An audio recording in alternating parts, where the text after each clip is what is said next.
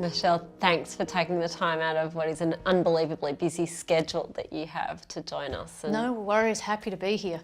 I thought we'd start off by asking you to share what it is that you're working on at the moment. The research that I'm working on at the moment is related to making medicines more accessible to women in countries all around the world, so particularly in developing countries.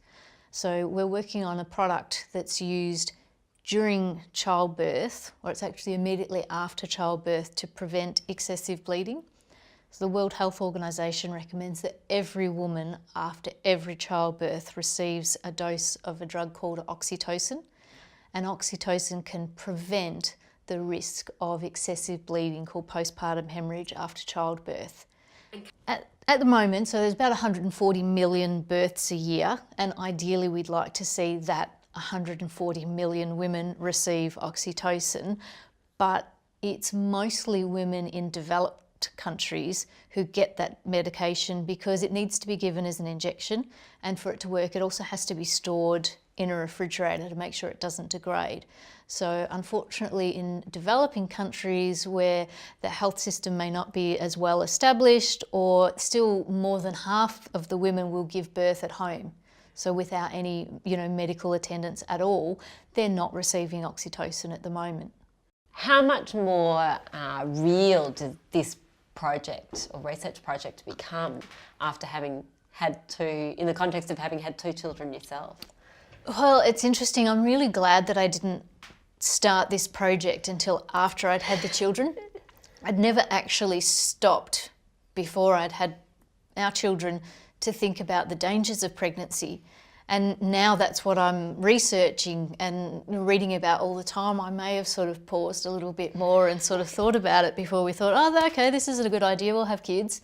But it's very real, and it's real when you realise how pregnancies can be incredibly complicated, and it's a very dangerous time in every woman's life, but it's an incredible time, and it should be an incredible time, but for some women it isn't. It's a frightening time with a tragic outcome. This is obviously only one of your jobs. You're also a wife and a mother to 2 children. How on earth do you manage to do all of that on a day-to-day basis? Well, I just do the best I can every day, and sometimes that's what I say to the kids, is I'm just doing the best that I can do. But it's a juggle, and there's some days are easier than others.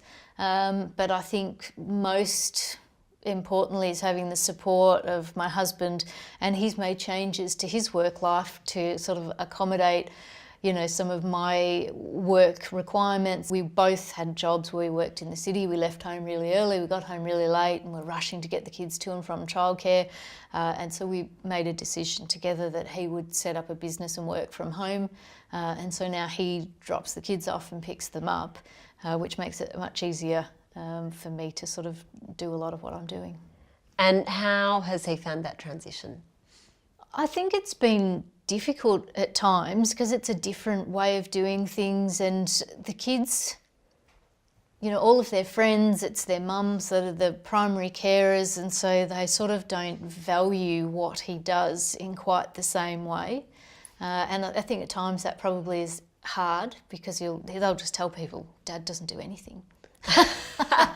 Actually, Dad does loads of things for them, but it's just not the same thing that they're seeing their friends do. Have you faced any motherhood penalties in your career? There are limitations on your time now, so it's no longer practical to work, start at work at 7:30 in the morning and still be there at 8 or 9, 10 o'clock. And that used to be commonplace before we had kids. Both my husband and I would work really long hours, or we'd work on the weekends, or we'd both be at home working on our laptops.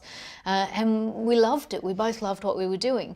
And so once you've got kids, actually you just have to leave at 5 o'clock or 5:30 because you've got to pick them up from daycare, and you want to leave and pick them up from daycare. And after you've been home about half an hour, sometimes you actually want to take them back to daycare. We know that employee turnover costs Australian businesses some $20 billion annually. What do you think the major barriers for women are?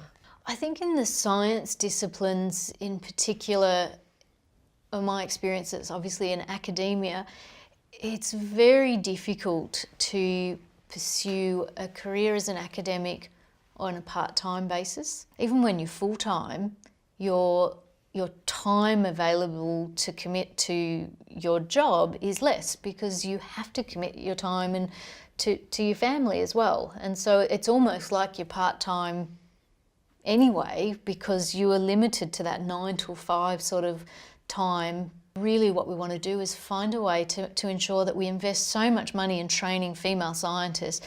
They'll go into the bachelor degree, go on and do honours, into a PhD program. We have equal numbers of sort of that entry-level, lecturer level, male and female, but at that point in time you start to see the number of females decline and the number of males going on to the senior lecturer position, associate professor and professor. The gap just widens.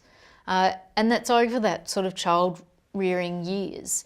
And then if we need to capitalise on how do we retain those women so that they can come back into the workplace after they've spent their time at home with the children or in a part-time capacity, to keep them in the game, because we've spent so much money training these incredible scientists and then they're gone. So how do we acknowledge that men and women can perhaps have different career cycles around that too? I think we've got to talk about it more and just accept that it's okay. Like, I am totally comfortable with the fact that I think my career trajectory will slow while my children are young and while they're at school. And once they've finished high school, I think my trajectory will take off again.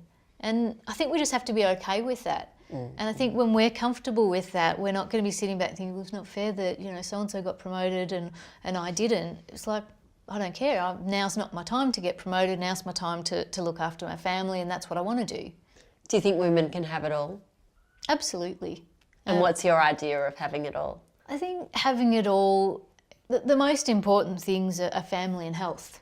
That's having it all, and anything on top of that is extra. Being happy and enjoying what you do every day. To consider myself so lucky in that regard. So I think that is having it all.